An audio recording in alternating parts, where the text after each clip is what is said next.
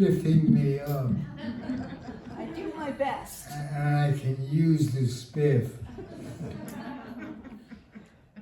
Maxine is going to be reading first. She's really prolific. If you can dig it, 19 books of poetry and 6 books of fiction. It's a lot of work. Now, Light and Clay, new and selected poems, is, I'm intrigued by the form in which she's writing. The poems are really semi-abstract.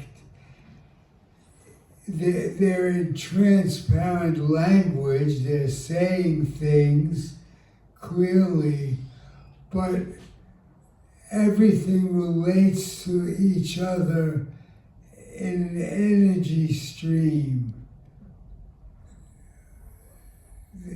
The words are links in that stream of energy, and the energy goes from individual to social. It's all vibrating here. So let's give her a warm welcome, Maxine Chernoff.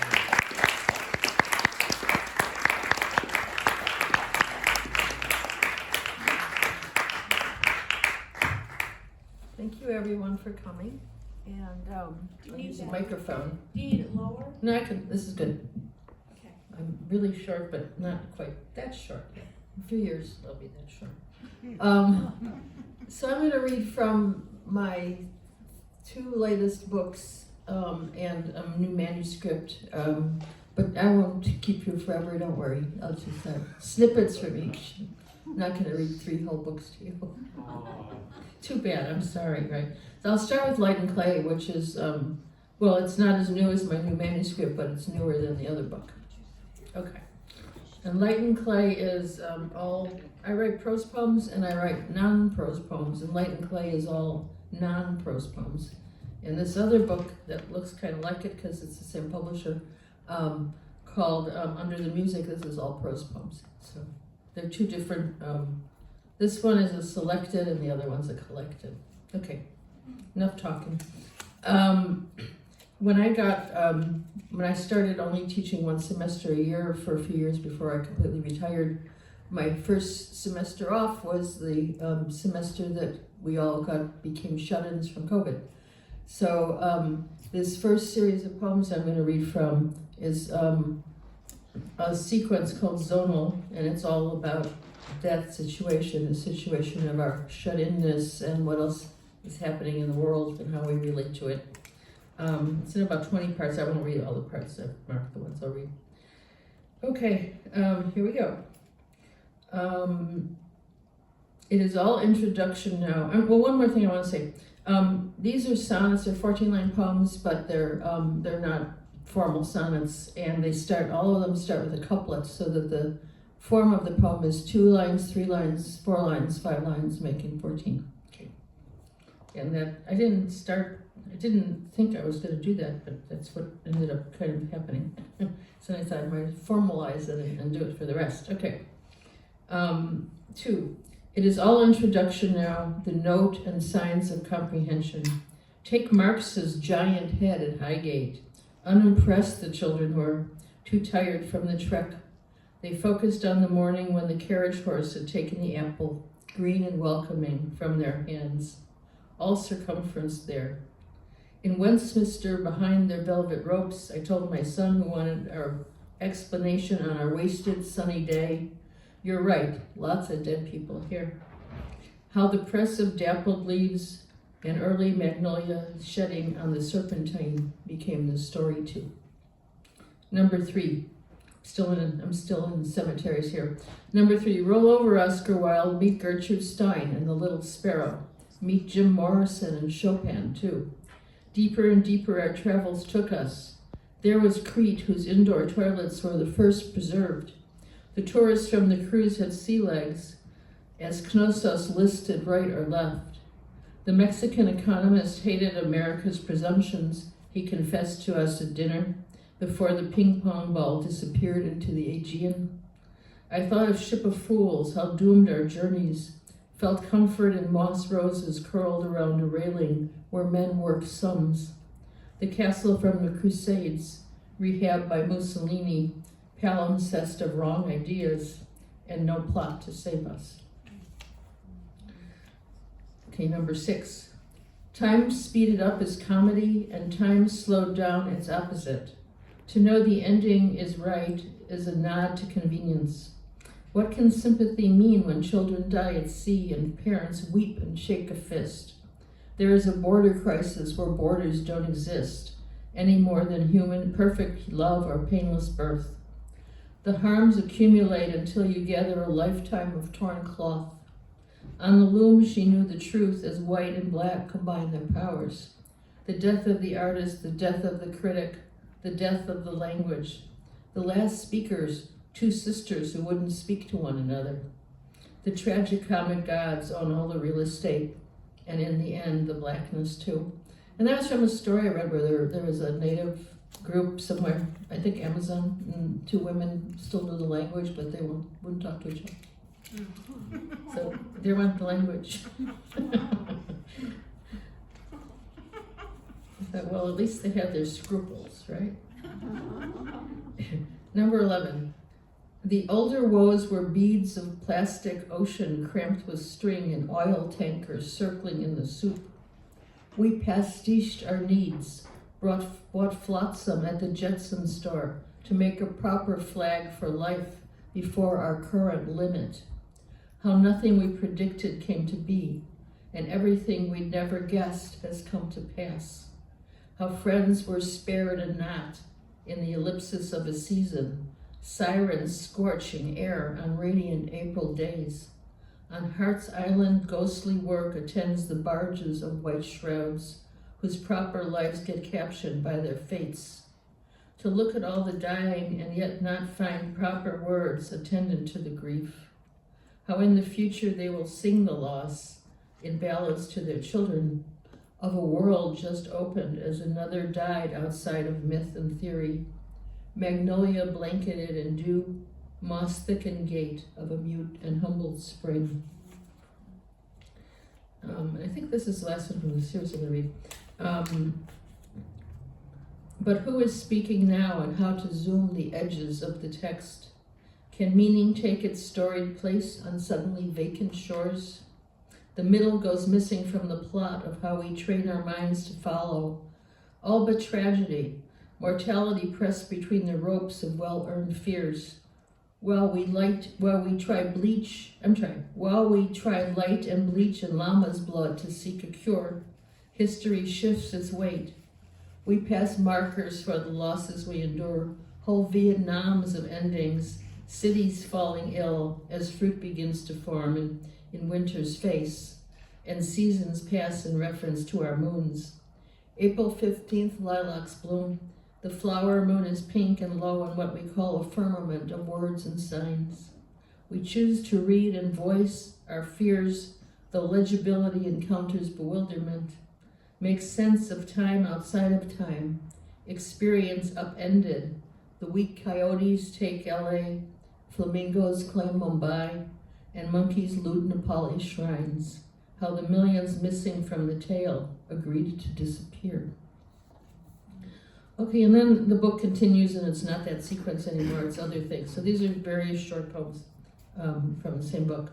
This is called Nest, and it starts with a quote by John Ashbery, always the quaking of relief. In a swamp, the mangroves shade the nest of eggs blue as your eyes, who know the century's sorrow as light knows the drift of a feather through turbulent air.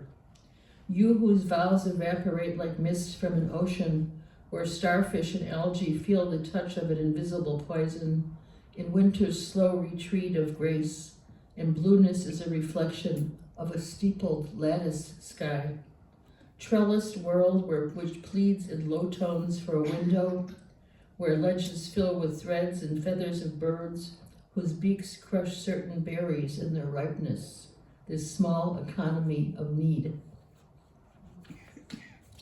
I write a lot about birds for some reason. I don't know why. There must be reason. Okay, this is called Gaze, and this is from a series where every poem had a quote beginning it from someone, often people who are either writers or visual artists. So this begins with the quote from Jeanette Winterson, the fiction writer. The earliest pilgrims shared a cathedral for a heart. To be the camera for your gaze, I made myself a candle and a view, a wish and furtive trees just to the right. The window dressed in black was lifted like a carpet toward the sky, and feathers blinked and swarmed around a body meant to signal light. The house arrayed for mourning was too full of ghosts and glass to feel the ancient history of floorboards, prelude and retreat. Harsh light filled the closet with misgivings. Absent of words, pages were relief from hasty, moonlit vows. The world, once beaded with desire, was pale milk white. Paper moths were thrown into the fray. Okay, and this one starts with a quote from Wordsworth, the stationary blasts of waterfalls. The moss-colored birds I clean in the stream look at me clearly. A baby floats by. Moses? I'm texting you when the dream concludes. So much to tend, oneself included, liminal clouds leaking cold rain. Location as anchor and ivy-filled absence, the spoken as dirt's surest witness. Awake to subtractions, seasons of smoke, Aleppo's horizons dropped from the sky. Your private museum contains this world, which doesn't make sense unless in a photo. But no, it is here, where silkworms tend it, a milk-colored shroud cloaking its wounds. Starts with a quote by Beidou. Forbidden flowers and herbs are history's foodstuff. Old snow falls on this poem about the past, our lives remembered as funerals by those who never attend, but imagine the slender coffin, the sheen of its bright handles. There on the dark lawn you meet your former self, asking a lover to step aside as memory impinges on an invitation to dance. The next scene comes unbidden as an outbreak of disease. There he stands with his eyes mercurial. There she weeps at her rendition of their sorrow. Snow falls on them both, laden with reasons and candles, and in the corner a table is set where your former self where your former self shares its dinner with the one you have become.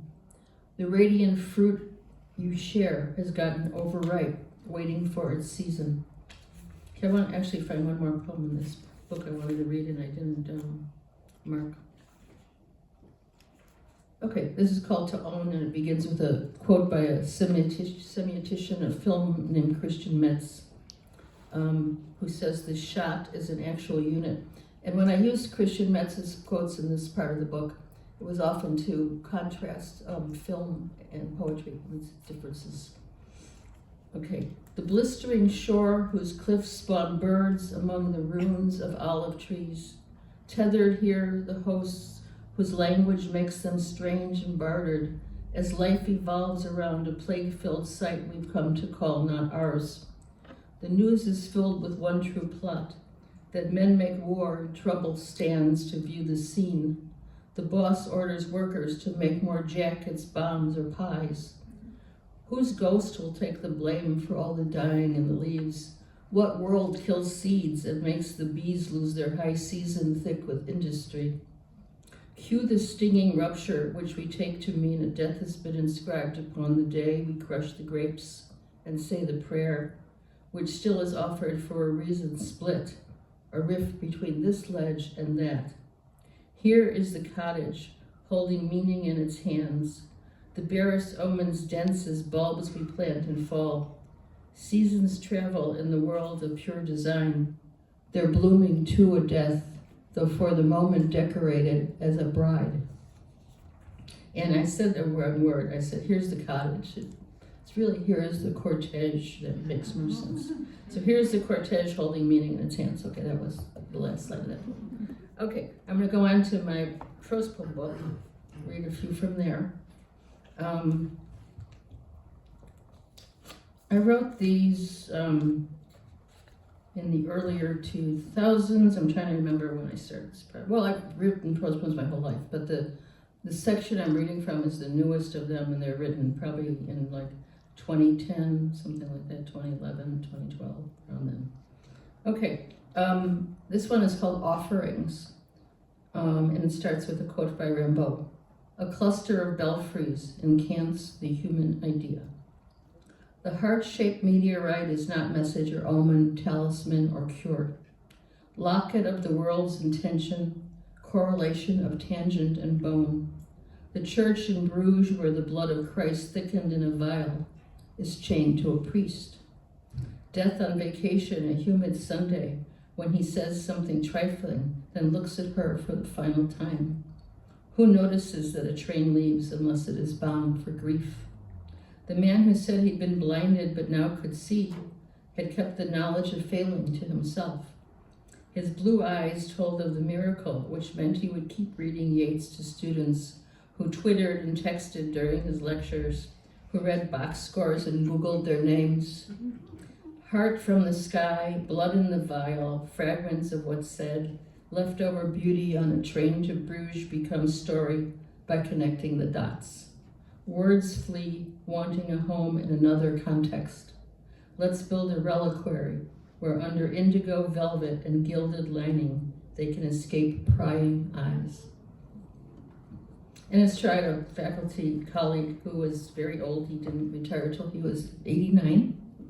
And he couldn't see anymore, but we didn't know. But then he had some kind of surgery and suddenly his eyesight was perfect. And he said, and now he said, now I can see that my students aren't listening to me, that they're texting. I'm not sure he was happy he could see.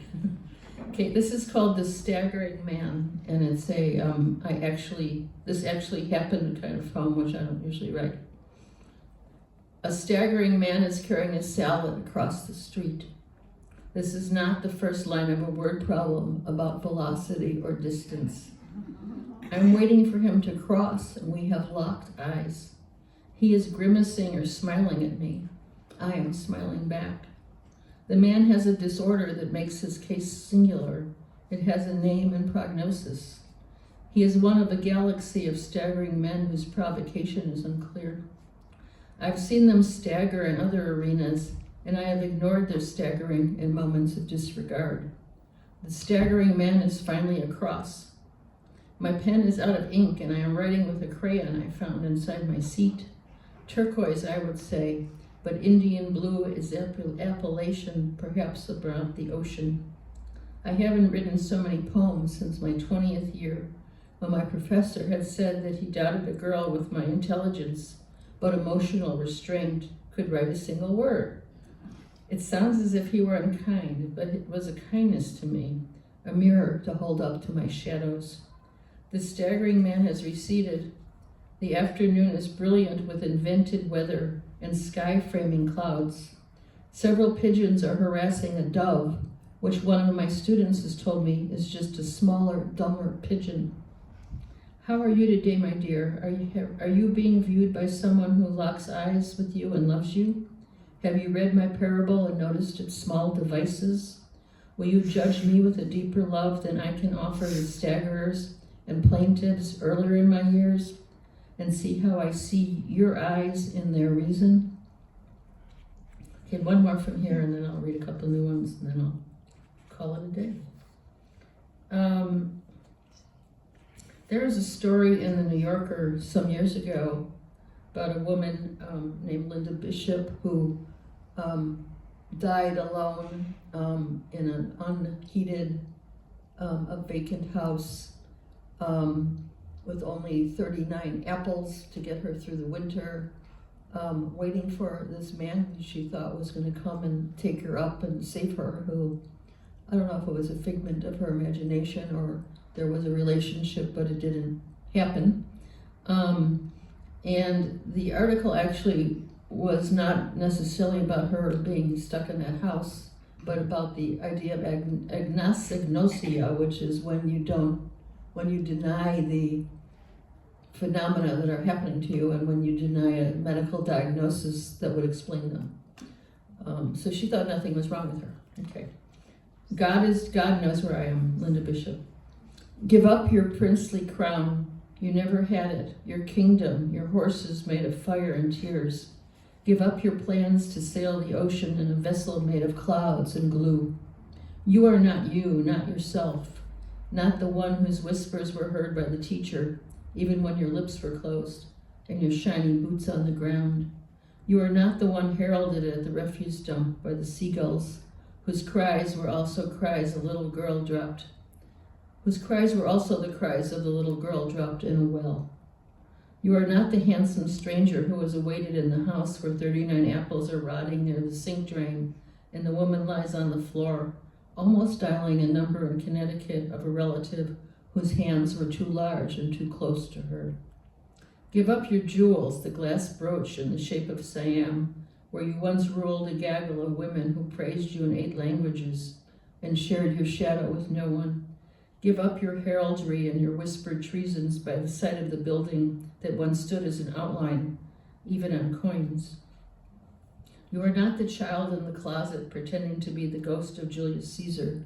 You are the lady on the bus in rags asking for pennies because she is building a ladder taller than a northern pine that will reach beyond her most feared cloudburst. You are not the comfort of a room where she rocked and held her child before she heard it tell her that treason was in the air, that the room was filled with dirt, that a certain chief of state had it in for her unless she enunciated correctly and plainly on a certain Friday before Flag Day the names of all the ghosts and saints beginning with K. Give up your plan to beat the dead at their game of cards, your plan to conquer Las Vegas with lame and tool, your plan to grace the state dinner for the king of Nubia with your crown of gold thorns and thistles from a neighbor's garden. You are not someone with a plan. You are a woman made of bone and lace, a woman made of iron and nakedness, a woman made of words and excuses for them. You are under their care. You are subject to a plan that will enable you to be among them, to gather stars if you wish, but keep them secret. Okay, so that's that. And now I'll read. Thank you. I'll read a couple from this new manuscript. The whole manuscript's called Diary, and every poem in it's called Diary, and it's all prose poems. And rather than being a diary, like a diary, as I explained it to someone who interviewed me about it, it's really about what's happening outside of, it's about the margins. It's what's happening in our lives outside of our lives in a way. So it tries to have that double vision in a certain way. Okay, so I've already like 3 or 4 of these. Diary. In a house I've never seen, you tell your dead mother there is a dead cat you have mistakenly left behind, which she must feed. From dream to dream your ghosts follow you, awaiting a call to action. Here is your father in his 1960 Chevy Impala, the one with the big wings, telling you the same corny joke he told whenever you were alone. It doesn't bear repeating. And here is your bubby, always at the stove, always cooking something meaty and bland. The shtetl wasn't a place for subtle cuisine. You sat and ate silently, her watchful eye on the door, worried that someone would arrive to imperil the food. When you invited friends to play, she hid the snacks. Family got fed. Her ghost taught her caution and fear of want. Now you are painting your dream house beige. So far it is empty, maybe invisible as leaves in winter, but your ghosts will find you to populate it all with memorized perils. A couple more. There's a lot of ghosts in this book. Maybe tonight when you light your lamp you are dead already but unaware of your passing. And your family as well doesn't notice a single change. At first you don't believe it, but when you hear songs enclose you and smells waft toward you the fragrance of shadows, you are convinced. When you speak, you have your usual voice. When you kiss, the warm, pungent aroma of life remains distilled. So what is the difference? Is it how your heart is opened, empty of old grievances? It is completely filled by strangers and cherry blossoms and those who will someday grieve your next passing, which is not a death but departure. Stay as long as you wish. It is a secret to keep to yourself. Okay, then I'm going to read 2 more, and that'll be it. Diary. The roof of the house once held it all in. Talk at the table, whispers in bed. Rumors at night gathered in smoke-colored shadows, weeping in the wine cellar, whose thick walls cushion the sound. A hole in the attic makes songbirds lay their eggs in woven nests in the rafters, where seasons changed and trees budded in spring. The sky was their candle chandelier. No one visited for years. A weasel lived in the fireplace and mice overran the drawers still filled with candied fruit nuggets. The couple who bought the house when they were just starting their lives had left, since war made it unlivable. They had fled on foot with few belongings to a quiet farmhouse deep in the woods. No one would think of them there, where they had grown older waiting for the war to end. With their bread and cheese and sprig of mint and spring water, they made little offerings to the local saint, the one who blesses those who have disappeared. Okay, and then one more thing. I'm going to skip a couple. No, I don't want that one. I don't want that one. I want these. I'm going to read actually these 2. So this one, I saw a photo of a woman just sitting outside freezing in a chair in the snow. Nothing else around her, just the chair and the woman in the snow. So I think this poem is thinking about what she's thinking about. Twig baby, leaf baby, ice baby who melts in her arms. She must be half asleep or delusional with cold in this sparsely covered field, which could as well be a narrative regarding dirt. She sits on a discarded chair wrapped in her coat, feet draped in a blanket, thick oven mitts as gloves, and creates more children to comfort her. Moon baby, snow baby, whispering baby who sings her to sleep. And the last one. Actually, I keep saying one more, but two really quick ones. This is lighter. That's how I'm going to read it. This is a parody of a Vallejo poem, the one that starts "I will die in Paris," right? So this is my after Vallejo. I will die in my kitchen with a lemon in my hand. On a day I always remember, I will die in the kitchen, and I don't shy away. The oregano, the rosemary, the brome broth, the rain, as I prose these lines. It may be a Thursday, of that I am not sure. And this is the last one, I promise. This is, I think, set in Gaza. On the map of the rubble, you see the place you once called home. But home is broken rocks and leveled buildings now. Where is the man who sold flour and oil at the market, and all the children from the school that stood across the road? Where is the road? And where are you, tiny boy, who took your first wobbling steps under the window, and your ancient grandma, her black wrap flowing even on sunny days? Today, elsewhere, there is an eclipse of the sun. Here, dust is everywhere, swirling like waves from the beach you cannot reach. No cars, no newspapers or the vendor who was missing an eye. To be blind might be a blessing, to not hear a mercy. She holds her daughter, who with her 2 crayons, one pink, one black, draws their tiny house as it once was on a scrap of paper. Can we hang it up, she asks. Her mother holds it in the air. Okay, thank you.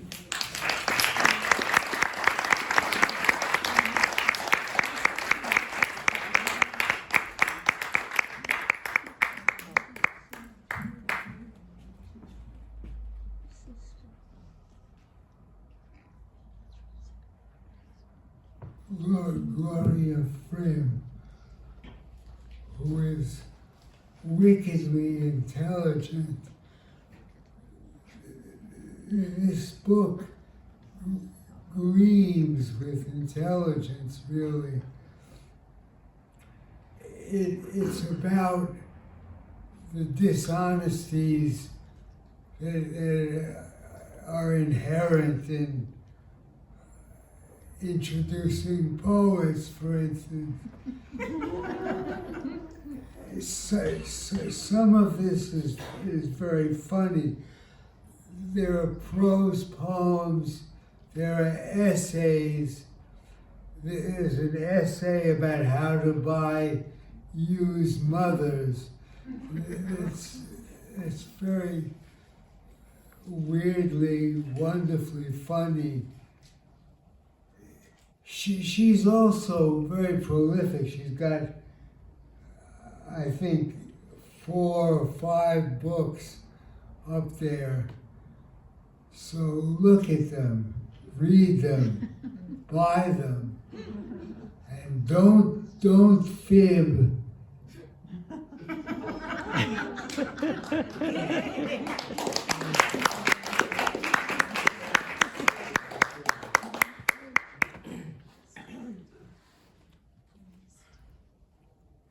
Thank you, Richard.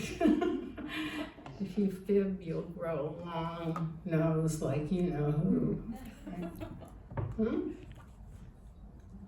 Thank you, Joyce, for putting these together almost tirelessly.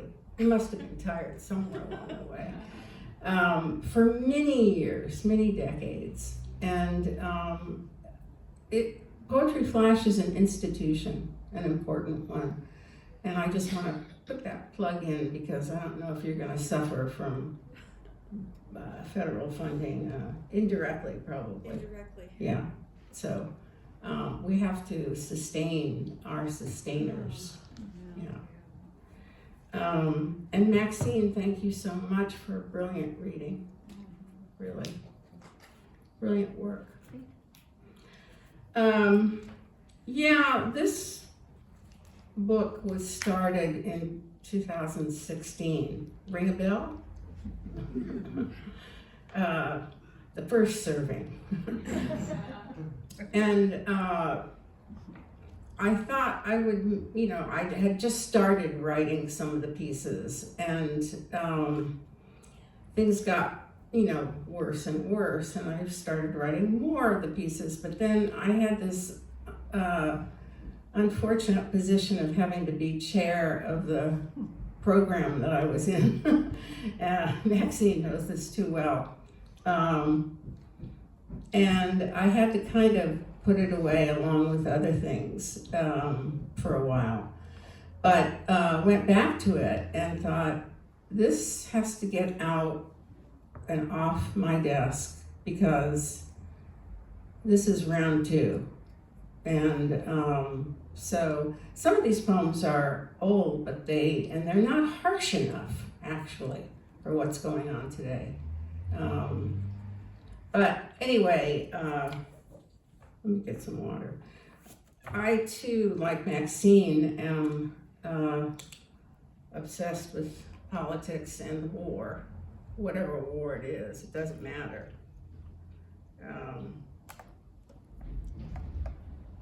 And this book has all kinds of what I call proses, what Richard called essays, and very, very short stories are more like proses. They're more informed by poetry. So, and some of them are longer. I'll try to limit myself to reading the shorter ones because you don't want to go into a big song and dance. All right, so this is the opening poem of the book. And those of you who write know how hard it is to choose order, but I thought this one's always relevant. War is a lie. Ooh, I knew there was something missing. Not wearing your glasses when you know you can't see is a bad thing. It's like that poor woman. What was that word? Agnosignosio. Agnosignosia? Agnosignosio. Jeez, what War is not an interlude, but a condition. How we tell time. And what would replace the great hysterias of history, the just notions, nations changing their boundaries, tribes shrinking with the heat of the moment, damage is sold, some shadow entity buys, we transfer our debts from a previous century. Suddenly, we're vetted. Did you or didn't you ever hire the undocumented to do your dirty work? Among the statues, they destroy the whole shebang. There's always fresh spoils, tattooed numbers, genetic sorrow. Which mine did you lose? What medal did you gain? Where do you bank? A nation of mercenaries, except in duty-free zones. The quality of intelligence is strained by a plain of hot battlefields. Out of a shattering comes a whole bunch of drones and more threats than ever in the blood of troubles. Here's your weapon. Go ahead. Pry open the past you never expected to hear from again. The code of silence is cracked. Take me in for questioning. I'll talk about what happens in war. Fire, famine, orphans, bones, then forced apologies, evangelisms, and vulgarities, where too much has been waiting to happen. There's plenty of that spilling into the air we breathe. God knows what war I wrote that in response to, so it works for any of them. It just should be harsher for Gaza.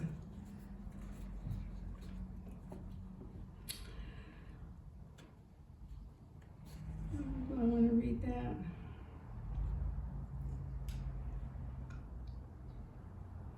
What could be the cause? Oh, this is called Every Time. What could be the cause?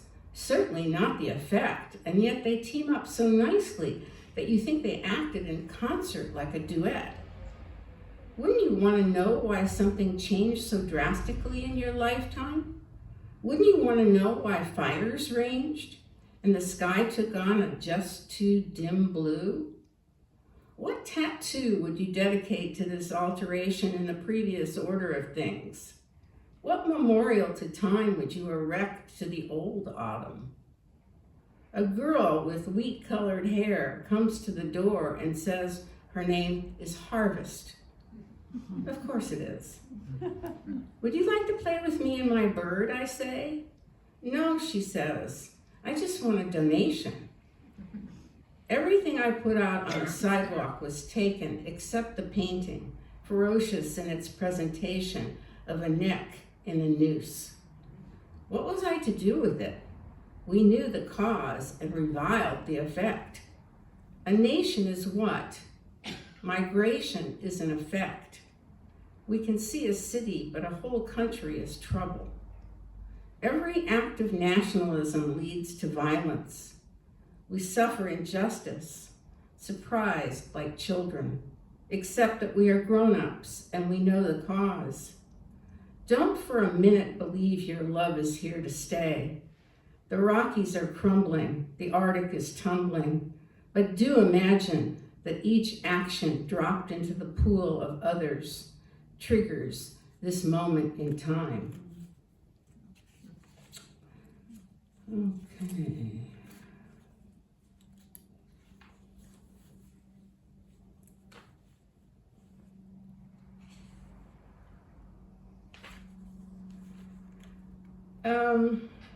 This is not just about lies in politics, war, history, etc.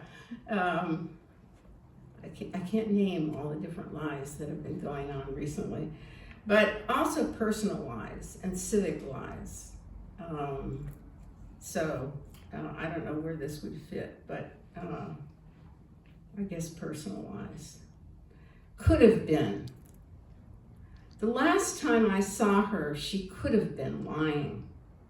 We looked for her lost keys in the wet, matted leaves, and all we could see in the dark was yellow. We walked over the yellow to crunch on the keys, but all that happened was yellow leaves. We retraced her steps with yellow leaves clinging to her suede boots. She kept zipping and unzipping compartments in her purse. Did she lose her keys, or were they hiding in one of the many pockets in her raincoat? Was this a new form of flirtation? She had rejected my advances several times before. We sat in my car and took everything out of the many compartments of her purse. I felt the corners, but unearthed nothing but mints, which do not in any way feel like keys. A light rain began to mist the windows. They began to steam up, though we weren't breathing heavily. She seemed sincere, but you cannot both seem sincere and be sincere. The keys were of some importance, of course, but what if she had dragged me into this treasure hunt for no reason? No reason I could imagine. What if she really couldn't find the keys? Of course, I would drive her home, but how would she get inside? There wouldn't be a happy ending in the end, just a kind of relief. One likes to trust a person to tell the truth, not manipulate it. Then she wanted to go back to the party to check the bench where the purse had been. I offered to accompany her, but she said no. It began to pour. She returned with the keys, her lipstick slightly smudged. But she wasn't happy enough.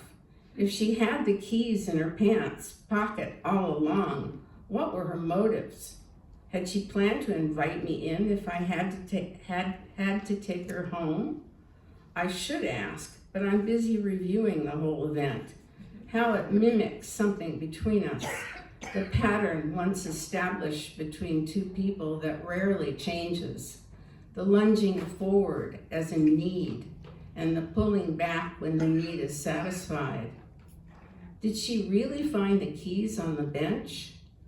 I shouldn't give the incident a second thought. All is well, the keys are found, the woman goes home in her own car to her own house alone. And yet, I'm left holding the proverbial bag, the bag of doubt. You know how much that might weigh? So that's a prose in my kind of lingo.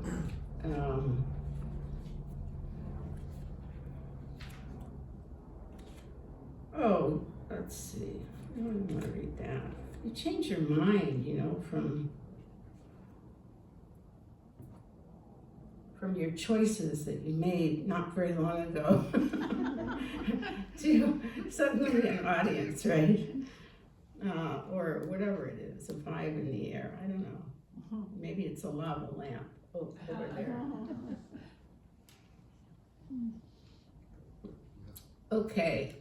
I heard something like this from some person in the government. Reality. No, it wasn't really like this, but you get the idea. Reality. We're not at the beginning of the beginning, or at the middle of the beginning. We're not at the end of the beginning. We're at the beginning of the middle. It will take some time to reach the middle of the middle. Speaking truth to constituents, we don't know when we'll be at the end of the middle. It will take more time to get to the beginning of the end, perhaps forever. We may not be around for it. I mean, when we reach the middle and the end of the end. So finally, it's a good thing, we believe, to attach people to the new reality.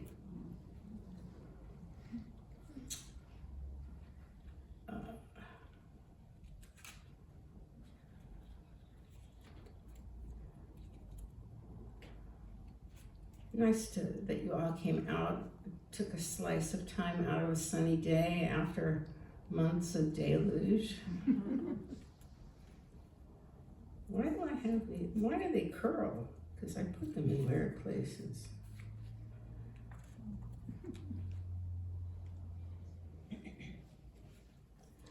Okay. There are lots of echoes of Walt Whitman in these, and the last poem in the book, I emulate him and take words out of his poems. And I had to ask myself why he appears so prominently, at least for me, and that you might not be familiar and you might not know it even if you are familiar. I think it's because of his, at least, self-manufactured Americanness and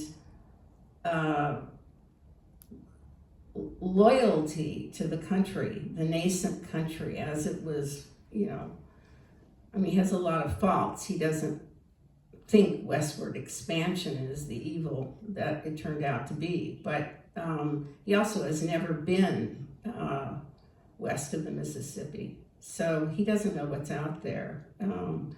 But somehow his optimism at what's there, what's already there, and his optimism with, this is up until the Civil War at least, and then his tone changes dramatically because he works as a nurse and he sees the horror of war. But he is so optimistic about democracy and about this country, and he fancies himself to be a true Democrat in that sense of the word, in the bigger sense, without the capital D. But anyway, that's a long introduction to something that you might hear echoes of. Boot soles. So now the shoe is on the other foot. As you always suspected, that foot is a little bit smaller. Now someone new has to speak. Someone else has to represent themselves. I never want that lonely, only place at the table. The egg has been scrambled. The shell is in the trash. Don't ask me to retrieve a broken covert casing, that luminous protection cracked to smithereens. For my departure, I want a hip-swaying effigy. I want Smokey Robinson to sing a cappella as I am a natural woman. Meanwhile, they pay tribute to a minor hero, kissing his patriotic ashes for a week. I am a farmer, but don't claim it on my income tax. I have to gather flocks of words, and believe me, they are unruly, and there are millions of them. Don't give me court orders to redraw the legislative maps. My flocks spill out, the other foot panders its gerrymander. There are yellow-eyed salamanders near the rainwater. Red tide, blue algae, green party. I'm a lean machine in harm's way. The tank overflows. What seeps out feeds something else. Something blooms and the manatees wash up. Oh my goodness, everything alternative is going out of business, even newspapers with naughty ads. What happened to the brash, young, and jazzy, whose targets were clear and clean? Every pipeline poses significant threats. Don't stop 88 yards from the land of the ancestors. Nothing has unlimited scope or duration. Every tropical storm weakens to a depression. I picked up a rant and ranted. I wouldn't recant when they converted. I felt the raw sewage, and so should you. It's important to know just where waste goes. Whoever touches me touches a blunt subject. If you don't find me, look under your boot soles. I can't remember what time I started. Were you keeping track? I will, but I want to sort of gauge how much 5, 10 minutes? more. Yeah, 5 minutes more. Oh, okay. 5, 10 minutes more. You can't tell when you're up here. Maxine could tell, but I couldn't tell. I think I read too long. No, No, you didn't. No, it was lovely. I'm gonna do an excision reading after you read. Maybe 10 minutes would be great, around there, and more if you want. Okay. Better living. Ash turns beach sand black. Scorched leaves fall from orange skies. Kookaburra surveys the death of his world. A whole continent is on fire. From the outback to California, there's a lot of water between us, but these things tend to catch on while we're making a short musical break. You say you can only make one bed at a time. Wake up, little Susie, we need the sheet for the table. We try kindness, but this plate of global hotcakes is insupportable. So, to be blunt, capital dements winds up on life support until we pull the plug. We're not up for taking callers, but if you come, announce yourself at the door with your plastic mouth and take off your shoes so we can measure your footprint. I didn't say take off your skin. We recommend you view every movie on corporate lies, not once, but over and over until your eyes fry. It'll cost you like it's cost the rest of us. Stop living through better chemistry, live downstream, compost the coal, dissolve the image, reimagine, and start over again, green and naive.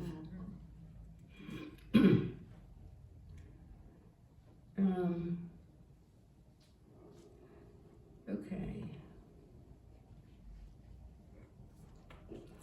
This is kind of a prose as opposed to what I just read, which is prose poem. Whatever the author says it is, that's what it is. It's a marketing problem, right? Genre is a marketing problem, not our problem. Recycle. One transgression against the self may beget another. This is evident in persons on strict diets who take a second piece of cake, then a third, deceiving only themselves. She threw the book into the recycling bin, she said, for its own good. Of course I'm against censorship, she insisted, but this piece of shit was remaindered, and anyway, it was a galley-proof. The late author was a famous experimentalist, but these narratives were awful, mean-spirited dregs of his late life, good for nothing but the dump. He said nasty things about the physiognomy of old people. He reviled the few friends he had left. However, the guilt of throwing away a book nagged at her. It burns me, she said, that the book was even published. She had no such guilt about another book, How to Build Your Own Real Estate Empire, which arrived in her mailbox without her having ordered it. She put it in the bathroom where it sat for years along with another freebie, 501 Slovakian verbs, until she finally dumped both into the recycling. She was taught never to write in books, fold their pages down, break their spines, all of which she began to do once in the world on her own. First, it began with pencil, checking off certain passages, even underlining them. Then, as the prohibition gradually lessened in her, she took up the pen and would bracket sections. She felt the brackets and the underlines were all desecrations, but she couldn't help herself. They were useful in her line of work. When she initially began to read what she eventually trashed, she had high hopes for the book and thought it might give her ideas. But the only idea that she had was to get rid of it.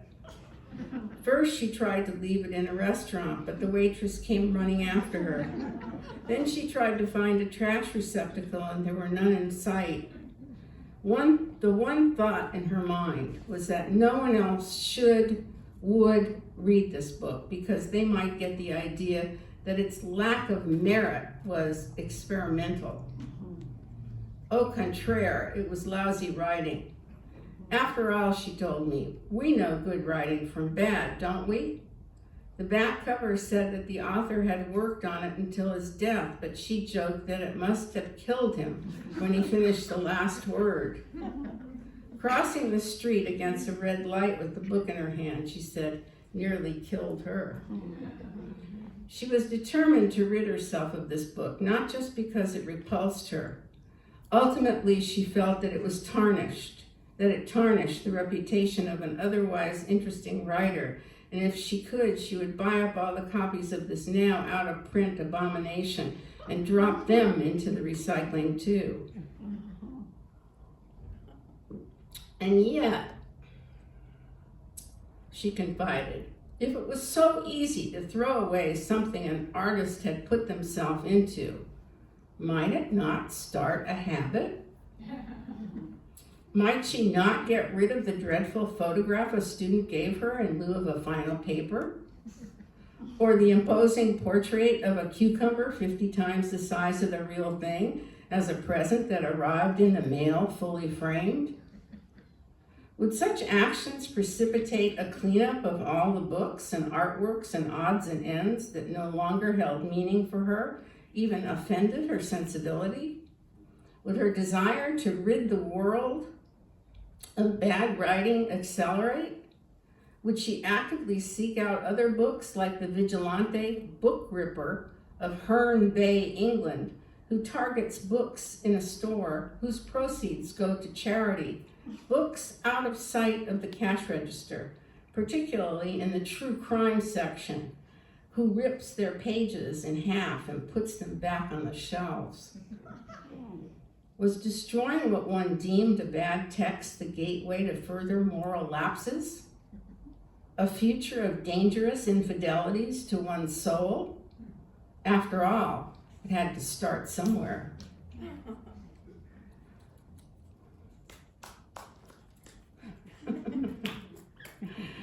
This is kind of horrifying. I'm not sure I want to read it, but I'll read it anyway because it's forever pertinent, unfortunately. Is it only one page? I hope so. I can't remember. Oh, it's a little bit on the other page. Okay, it's called Fiction. And by the way, there are several pieces here that allude to the fact that fiction is a lie also.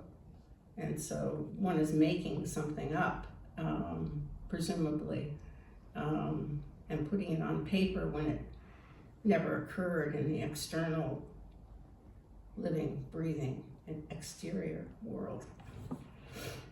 But it could. Fiction. If you create a man at the door with a gun and he fires at the person behind the door, he's fulfilled his fictive role. If he fires into a crowd, he's a different character than the one you had in mind. It's worth investigating this character. If he kills 10 people by firing a gun into a crowd, he may be a character in another story. He may loom too large for the story you had in mind. If he kills 50, he may require an essay. If another character declares, it's opened my eyes, I want to keep a gun in the house to protect myself and my family, this character needs a course in reasoning. If this character needs a course in reasoning, you might send him to France to learn pure and applied logic and new depths of deadpan. Or you might want to open a whole new aspect of the narrative featuring the second character. If it's tempting to create an interlocutor who asks, and what kind of gun would you keep? And if the answer is an AR-15, this character could well belong in another story. This character doesn't work in fiction, only in America. If a man fires into a classroom, assassinates the teacher and nearly all the children, then turns the gun on himself after firing several rounds at the police who enter by the same door, you have the beginning of a great American novel.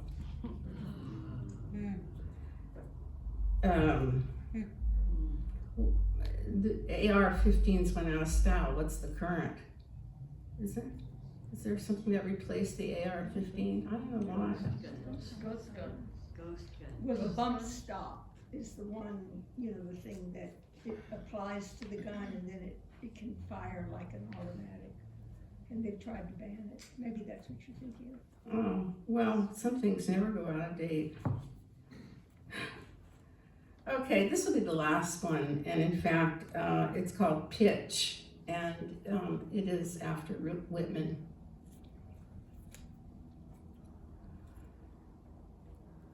We can no longer gradually head for the territories in search of freedom. You air that serves me with breath to speak, we can't breathe. There goes an old man in a red suit on a dirt bike with red tires. Shall we too bop around the country making light of government policy, running down miles of scroll as we type and type? Aloof and lighthearted, we could take to the open road. We can't hear America singing anymore. So we'd be jazz riffed, we'd be goofing at the table, we'd be one-of-a-kind duo. These are the ways that must happen to us. We could drop messages instead of acid. We could rescue Gen Z from its lack of irony. The great public poets of the century would be writing poems simultaneously. They are larger, better than I thought. I did not know they held so much goodness. We would hesitate before the ghastly, the overripe, the waste, the lies and more lies. They are the greatest women, but how selfish we'd be called. Only children might understand. At night we may tell ourselves wordless stories and sing until all the Nazis die. Roaming the countryside in search of just having the roam, terrified of the dark, going through it, stopping there and there to spend a day taking note. In the end, we'd give America a giant report card that goes viral. If it's so divided, it'll need more than 2 parties to tango through. We'd show YouTube clips of Greta Thunberg chatting in the Situation Room with farmers from the Dakotas on every disaster caused by man. But America lives to make war, say the sad generals. That road is over. We'd explain how little time there is, how dangerous the moment. We would send bulletins from the urgent edges. Eternity exists, but not for us. Thank you.